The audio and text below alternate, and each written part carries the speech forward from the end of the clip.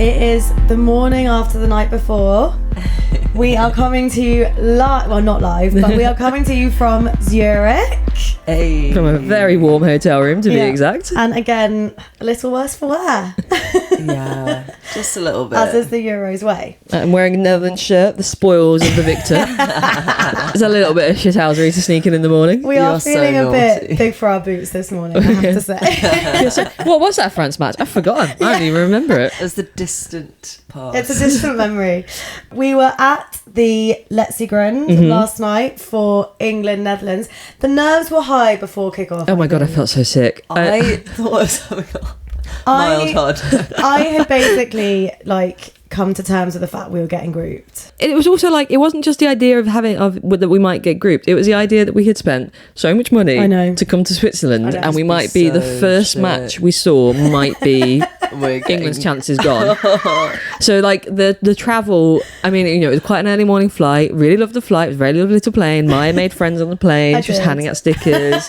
We had the Euro stickers books on the plane. It was very good vibes. Oh, I got some really good players in my sticker book. You did. I got a shiny Jess Fishlock and a shiny Kira Wolf. I can't believe you got a shiny Jess Fishlock after I was so buzzing I got a Jess Fishlock, and then you had to go and get a shiny one. I just got a normal Jess Fishlock. I think which I'm buzzing with, my normal Jess Fishlock. I think I predicted what happened for Jess Fishlock, which we'll get onto later. But it was the day I was swept up into the joy of it. We climbed the tower in Zurich. It was lovely. And then as we were walking to the stadium, I'm like, oh shit, I know. We might lose. When we were outside the stadium, it really hit me. Can you imagine what the vibes would have been for the rest of our weekend? Fucking bleak.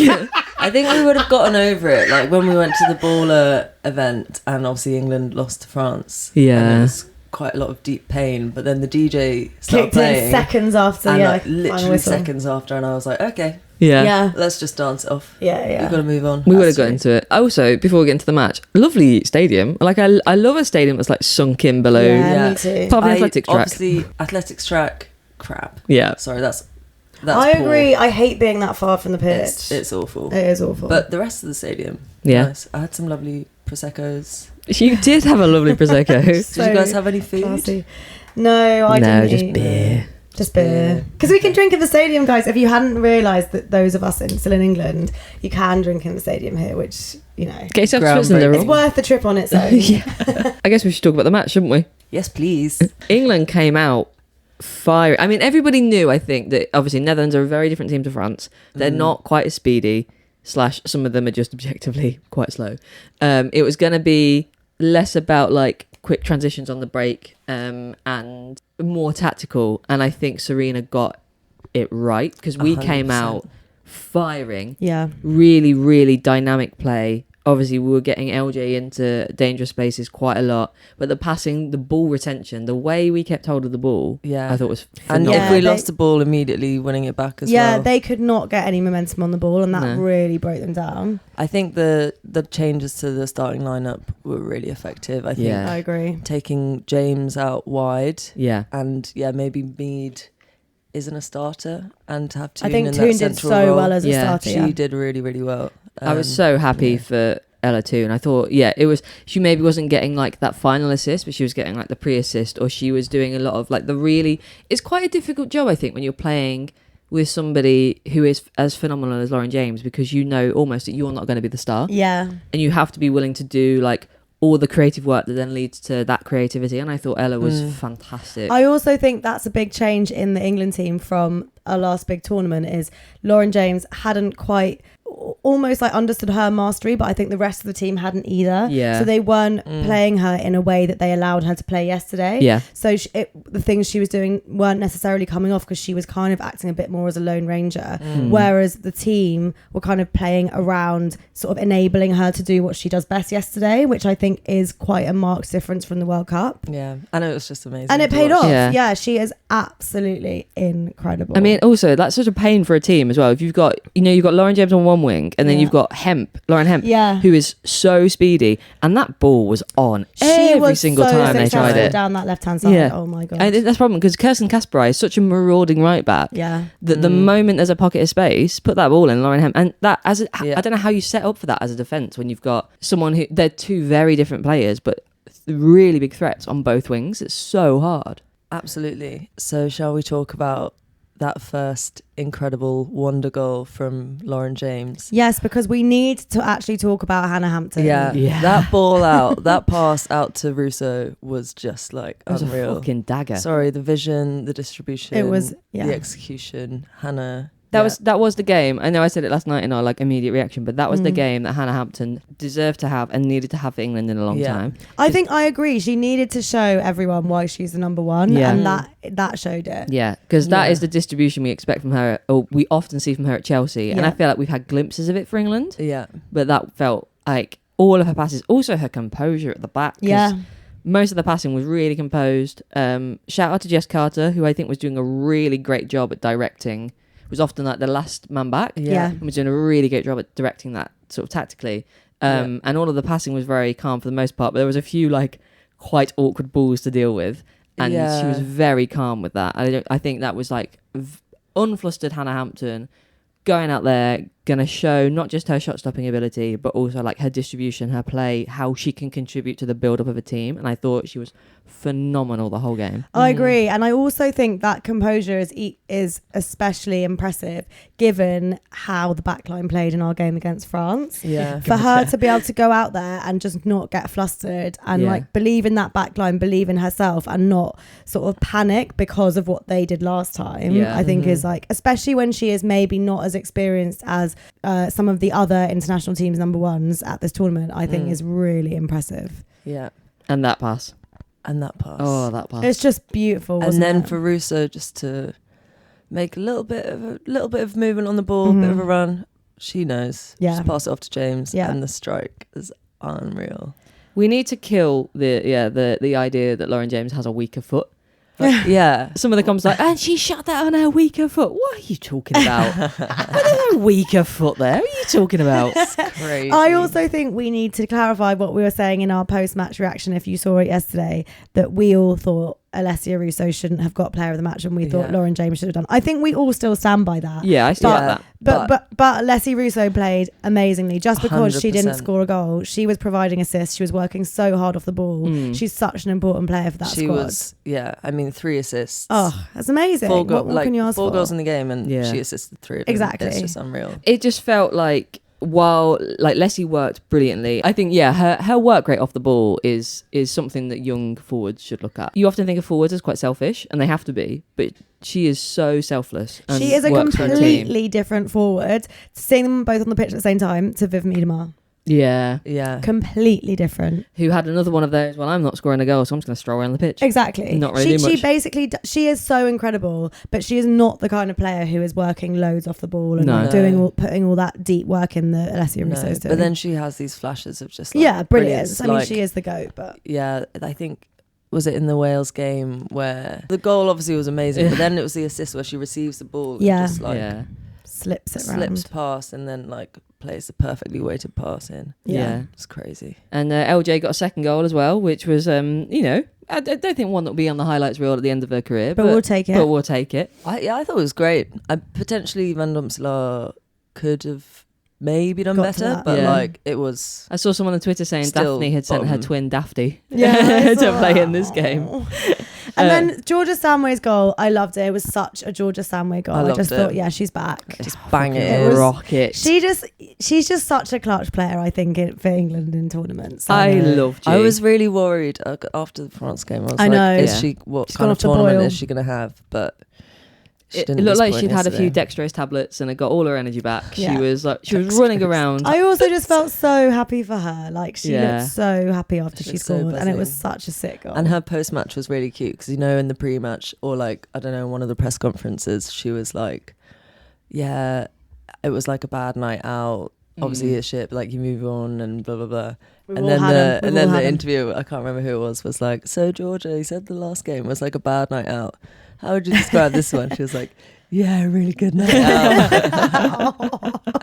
Ibiza girls in the squad. They're very fun. And the 4th goal, just as we thought, it couldn't get any better. Our very own. They were doing a new chant yesterday, and I did not realise at first that it was chant because was it? It was a lot of drums, and then they were going tune. But when they were first doing it, I thought no, it wasn't that. What was it? It was some kind of drum beat and then tune, but I couldn't figure out they were shouting tune at first, and I thought it was just like a generic war cry, like, huh. Like, I'm so happy for Ella. I think it's been a difficult season for her, obviously, like personally, and professionally, especially for England. Man U, it's still been all right, but definitely for England, it's been difficult, and I just was so happy for her. Yeah. Also, guys, I think my girlfriend might be a football witch, because she said that she didn't want another goal in the first half when we won the up. She said, I don't want another goal until like the last few minutes. And then it got to 42. She's like, yeah, I think I'd like another goal now. We score. Wow. And then we're 3-0 up. And she goes, I really want a Alessia Russo Tooney moment to like cap this game off. Wow. A few minutes later. Perfect. What Lucy wants Lucy get. What Lucy, Just Russo's little smile. It was so cute. Yeah.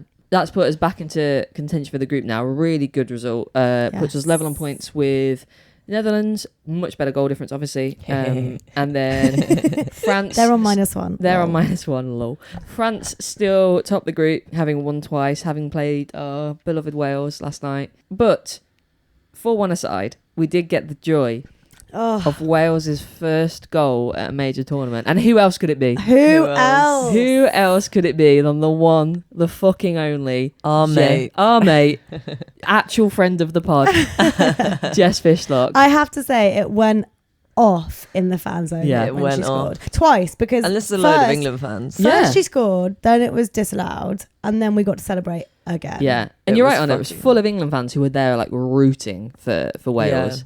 And I choose to believe rooting for Wales rather than rooting against France, just because I think it's nicer. Yeah, I think so. I do think so. I think it was. I don't think the Wales fans necessarily would do the same the other way around, which I accept. Yeah, but we love Wales. Yeah, we do. There was a brief moment where I thought, they might sneak something. Yeah, here. I thought they might too. And then France just the floodgates opened. Yeah.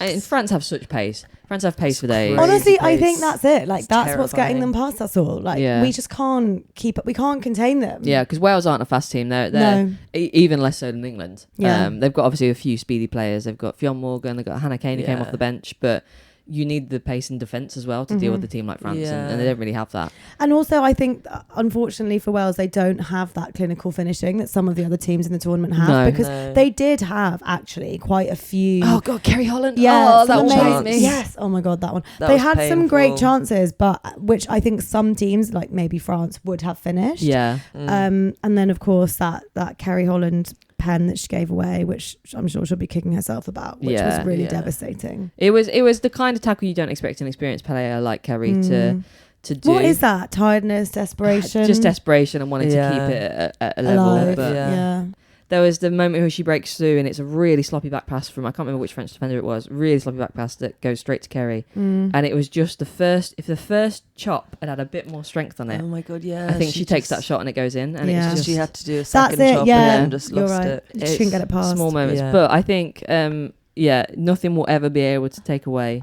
It's so hard, isn't it? And it can come from a really weird place of like, well, England are in these tournaments quite a lot. We've won this tournament. Yeah. Oh, you should be happy that you've scored a goal at a major tournament. And it's, I remember Katie McCabe saying it after the World Cup, like everyone's talking about my goal, but we still came and we lost 3 games. Yeah. So it is, and we should speak to some Wales fans and see how it feels. But I just think the magic of that goal and it being Jess Fishlock, everything she has done for that Wales team. Yeah, it had to be her. It had to be her. And so Sophie Ingle coming on as well. Sophie Ingle, her first appearance since doing her ACL, and subbed on for Jess Fishlock as well, which just felt like Jess Fishlock. Jess G in the crowd up to get everyone to cheer for Sophie. That was actually very emotional. Yeah. It was. I mean, I hope they get absolutely fucking tanked on Sunday, but I don't. I actually don't. I want us to win. I want us to win. I want it to be respectable. Us to win and we get through. Yeah. 2-1. Yeah, but like maybe, the goal difference, we need. Yeah, maybe France to thrash Netherlands. Yeah, but Netherlands are on -1 and we're on +3. So I think we're okay. We don't need to. I wouldn't take it for granted. I don't think Netherlands are going to score loads against France, but we can't be. We can't. Yeah, we can't. Let's just hope. Let's just hope for the win on Sunday. That's all we can hope for. Guys, I think we also need to mention Saf Middleton Patel. Unbelievable for such shift. a brave performance. I know she made a couple of mistakes that she'll be really kicking herself for. She also made some great saves. And she made some great saves. She's 20. She's 20 years old. Some great distribution, actually. And she was so close to saving that penalty. She got a foot to that pen. The reactions to get her foot to that pen, having dived, going off to the side, I thought that is something that, like, when the dust settles, you'll be able to look back and be like, that was really good. What's the Nations League game? Was it against Sweden she played and was just brilliant? I think so, yeah. It's so nice to see her getting the opportunities. And I think it's so interesting for a coach like Rhian Wilkinson is such an interesting coach because I don't think many others would spot the goal in. Olivia Clark, I think, like, wasn't, you know, she played right in the first game. I don't think there was a reason to not play Olivia Clark. No, exactly. And I think it is just that thing of, like, she wants to give her younger players that experience. And I think that will pay off because, you know, in a few years' time, if we hopefully are seeing Wales coming to more international tournaments, she's going to have that experience in her squad. And like, that is worth so much. I think that was a really brave decision by Rhian. And actually, I think it kind of paid off. Wales actually got a better result against France than Netherlands did against us. True. So they scored true. 4-1 versus 4-0. Very, very when true. you put it like that, Honor. And then there have been a number of other group games since we last spoke. Yeah, the football just not doesn't since stop. us three last spoke, but since we last spoke to you. Since you heard what we last spoke about. Dear listeners. So we've had Group B, Spain beat Belgium 6-2. Yeah, there was a brief moment where it looked like Belgium might cause some upset in that group. Yeah. Which I love because I have Belgium in the sweepstakes. Took it to 2. It was not to be. Took it to 2-2, yeah. Took it to 2-2 and then Spain went, fuck this. Yeah. Mateus was like, guys. Yeah, like, guys, honestly, get it together. She really wanted that hat trick. Mateus said Honor wants to win the Fantasy League. Yeah. It is another sign, though. 42 points from Alessia Mateus alone. I'm going to kick her out the league. Sorry, I'm going to get in touch with Fantasy. I got 85 points this game week. Okay, guys. Stop showing off. Sorry. No. Why should I? Mine's really good from midfield up, and then my defence is like 1. It's just not very good. Yeah, I did get -1 from Evan Nystrom. I still have Julia Gwynn as my captain. I mean, I did have Dan Upsalaar as my goalkeeper, so, you know. Same. I think, though, that what's been quite interesting, obviously Spain they've played 2, scored 11 goals now. But I do think we've seen in both the Portugal and the Belgium game signs of how to play against them because they do struggle with speed. 100%. Like, Irene Paredes is not a fast centre-back. No. Most of their other centre-backs are not fast centre-backs. If you have somebody who can run at them, if you can if you can win the ball and hold on to the ball against Spain as well, it's like we've always said, I know we repeat ourselves constantly with Spain, but they don't do brilliantly at winning the ball back. And if you look at England's ball retention last night, that's so true. if we could bring that, obviously tactically you'd set up different for a Spain game, but like the ball retention of that game, oh my god, Spain wouldn't know what to do. they fucking head loss. Not to say that they wouldn't find some way of doing it, but it is very different. And I think that we've seen the counter-attacking speed of Belgium causes teams problems, including Spain. And England. England. Yeah, but we're not talking about our misfortunes now. We're riding on the high. I don't think we're going to have to play Belgium for a while. Yeah, so that's good. And the other group game was Portugal versus Italy. That game got exciting. I was standing shouting. Poor small children who live upstairs from me, because I was shouting about Portugal, but cannot discount the fucking banger from Girelli. That was unreal. Good. There has been so many. We're going to really struggle to pick our screamers of the Euros. There have been so many screamers. I actually regret not doing it every episode, guys, because we could easily have That's true. 3 screamers in this ep. We've made our bed now. Maybe we can have a screamer of the groups and a screamer of the knockouts. That's good. That's a good idea. Just to have a few more options. Just to break our own rules so we can fit it all in. But yeah, that was a quite exciting draw in the end. And I guess it was very exciting with the silver goal ruled out. Yeah. And then 89th minute equaliser. Yeah. Crazy. Also, looking back to Sunday, which feels like ages ago, Switzerland obviously got their 2-0 win, and it looks like they're going to be heading through. So big up to the hosts. Yeah, that was so. Watching the crowd go mad for their goals, that was brilliant. Because they've never made it out of the group, have they? Before? No, never made it out of the group. What time to do it? Yeah, as the hosts. Yeah, it's got to happen. It's that host Come energy. on, Switzerland. And then what happened in Group C? Group C, Germany beat Denmark 2-1, and Sweden had a pretty convincing 3-0 win over Poland. Yeah. Even though Stina Blackstenius missed about 10 chances. Yeah. It's fine because she also scored that 11th. And also has 3 headers as well. Like, the Swedes just love. They do. I mean, they're all so tall. It was another one where Not as consistently as in their game against Germany, but there were flashes of Poland playing quite well. Weirdly, towards the end of the match, actually, when the game was kind of gone, I think they started playing much more dynamically and attacking much. I agree. It is really difficult when teams know coming in to a game against Poland that their attacking threat is mainly directed through one player. Yeah, it does make it quite easy to sort of double up and get out of the game. But I hope that they get a goal in their final game against Denmark. I think that could actually be quite an interesting game. Yeah, I think so. Denmark have obviously got great players and play really well, but I thought Denmark tactically were strong. Yeah, but I don't think they really had the quality like Germany. I love how offended Pernilla Harder was every time she got fouled in that game. Though, was just sort of looking at her like, "Are you kidding? Excuse me, sorry, do you know who I am? Like, come on, I'm old, I'm tired, and they're fucking kicking me. Can we do something about this, please?" It was. Do you not know who I am? Yeah. Also, just getting really pissed off at all of the Bayern Munich teammates as well, who obviously know how Pernilla plays. So it's very easy to mark your teammate, and it was just like, I'm going to get you back in training. I'm going to get you back in training. I do think that's like so interesting, isn't it? Like seeing Alessia Russo like playing in front of goal, in front of Daphne Van Domselaar yesterday. What I found actually more interesting in that sense was Lucy Bronze coming up against Sunday Baltimore. Yeah, because you can just tell that Sunday Baltimore was like, I'm ready for this. Yeah, I do this all the time in training. And Bronze, it was awful. And Rita, she was ready. It was awful. Also, again, revisiting Group A on Sunday, guys, I think Norway are going to scam their way through to a trophy. No, like how are they? A trophy. How are they putting in these shit performances but just getting results? They're already through. Yeah, it just feels like they're kind of. Imagine if they actually learned to play good football. That would be terrifying. I think it could be building. The thing is, you watch them play and they have so many incredible players. There's so many incredible players. players. Like, fuck, if it comes together, we're all toast. If you could actually play 3 passes together, if they learnt to play 3 consecutive passes. And why are they so lazy? They are so lazy. They don't look like they don't give a shit. There were so many points in that game where the only person tracking back was Ingrid Engen. But and maybe even she at times was just like, that's their tactic, is they look like they don't care, but actually then they sneak a win. And we're all getting caught by it. They're going to finesse their way to the final with the shittest football ever. I genuinely think, why also couldn't they? Norway, I love you and I love your home shirt, so please don't take this personally. I also love the away shirt. Little lilac numbers are cute. It's quite nice actually. There's a few teams who now definitely can't make it through. Like Wales can't make it through to the knockout stage. Poland, I think there's no chance. Iceland can't. But there's still like jeopardy. There's a lot in it. Iceland. Yeah, there's a lot in it. So looking forward to Sunday, because at the end, the culmination of our group and all the groups.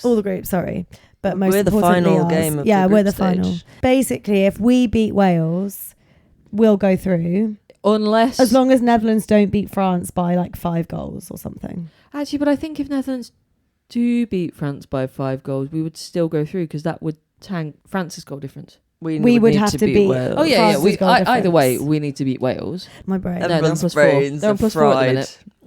Because it was 2-1 against us and 4-1 last night, so they're on +4, and we're on +3. So depending on. Basically, all that matters is we need to win. Like that's all that. Yeah. Okay. That we can get into the permutations of goal difference. Hopefully, we won't have to. But no, please no. I think it would be simpler for everybody if France beat Netherlands. Just we don't have to start doing the math. Yes, please. Come on. I'm I'm sure. Why wouldn't they? Yeah, there's gonna be. It's quite nice that there is, and because we are going to see obviously 2 other games outside of our group. That it's quite nice there's jeopardy, even if it's only on like who's gonna be first and who's gonna be second. Yeah, exactly. Well, because the Sweden-Germany game will decide who we then meet, right? Yeah, because it's looking like we're if we go through, we're gonna be second. Yeah. So it's looking like whoever wins that group will be playing in the quarters. Yeah. Come on, Stina. Having watched how they've been playing, I feel more confident about England playing Sweden than I do about us playing Germany. Me too. But I would quite like to get Germany out of the way in a way. Germany haven't impressed me as much as you thought they would. No, but I just feel like they're a team that has so many people who just like look at Eula Brand in the first game. Just needed like half inch of space and a sight of goal. Yeah. Whereas I don't feel like isn't it? It's sickening. But it's also so hard to prepare for, because how do you prepare for that? Whereas I don't feel like Sweden have those players. No, I agree. You're right. You can have a good game plan and beat Sweden. We'll see. Yeah. Fingers crossed. Fingers crossed. But hopefully I'm going to go to a fan zone tonight to watch the culmination of Group A, because I think being in a Swiss fan zone, watching Switzerland hopefully qualify for their first ever knockout round will be insane vibes. Amazing. And we will catch you guys on Monday. Once we know what's happened with the group. All night party with the England team. We'll go to the hotel, have a rager. Yeah. Invite Wales, make it a big old loving. I know Maya's got some of their numbers. But until then, follow us on Instagram, TikTok, all the socials at screamers_pod, or why not send us an email? Please, no one ever emails us. Actually, that's not true. No, that's not true. We get loads of emails. Yeah. But we would love to have more. Yeah, send us your match reports, guys. Send us your thoughts on the Euros. Screamerspod@gmail.com. And follow us on Spotify, Apple Podcasts, wherever it is you're listening right now, so you can be the first to know when a new episode drops. Auf Wiedersehen. Bye. Bye.